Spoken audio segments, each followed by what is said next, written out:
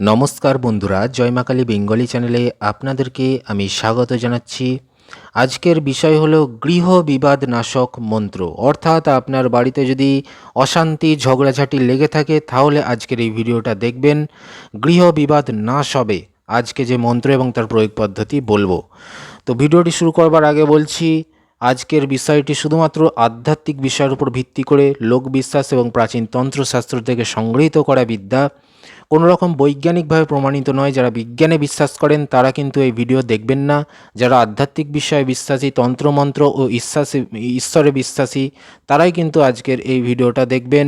তো শুরু করছি গৃহ বিবাদ নাশক মন্ত্র। ভিডিওটি যে কোনো ধর্মের মানুষ হলেই দেখতে পারেন, পুরুষ মহিলা যে কোনো ধর্মের আপনি হতে পারেন। তো চলুন শুরু করছি গৃহ বিবাদ নাশক মন্ত্র। দেখুন আপনাদের স্ক্রিনে যাচ্ছে কি বলছে।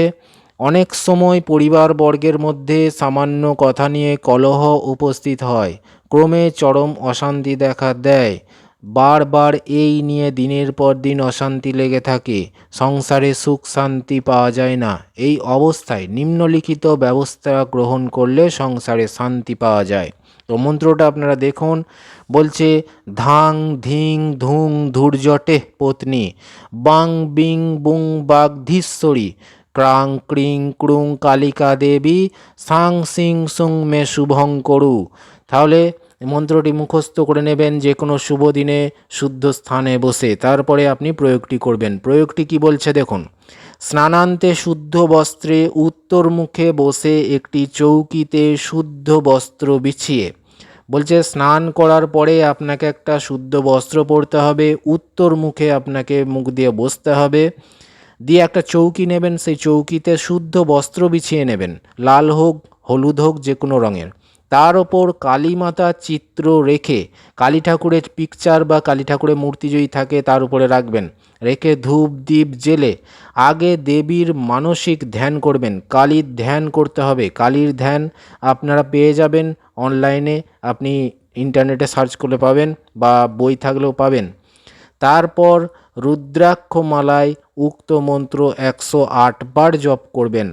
রুদ্রাক্ষর মালা কিনে রাখবেন, থাকলে ভালো। 108 বার আপনি এই যে মন্ত্রটা ওই কালী ঠাকুরের সামনে বসে আপনি জপ করবেন। কমপক্ষে এইভাবে 1 মাস জপ করলে গৃহে শান্তি ফিরে আসে, কলহ অশান্তি থাকে না। তাহলে বুঝতে পারলেন, 1 মাস যাবৎ আপনি স্নান করে শুদ্ধ বস্ত্র পরে কালী ঠাকুরের যে পিকচারটা রেখেছেন সেইখানে পুজো করবেন প্রতিদিন, এবং আপনি ওইখানে বসেই 108 বার মন্ত্রটি জপ করবেন 1 মাস যাবৎ। তাহলেই আপনার বাড়িতে ঝগড়াঝাটি অশান্তি কলহ দূর হয়ে যাবে। তো ভিডিওটা ভালো লাগলে অবশ্যই কিন্তু লাইক দেবেন, চ্যানেলটি সাবস্ক্রাইব করবেন, এবং গুরু অনুমতি নিয়ে করতে হবে। তার জন্য 50 জনকে শেয়ার করে কাজটি করে দেখবেন, এবং এই ভিডিওটা আপনার বন্ধুবান্ধবদের সঙ্গে শেয়ার করুন। আরও ভিডিও রয়েছে চ্যানেলে, ততক্ষণ দেখতে থাকুন। ধন্যবাদ।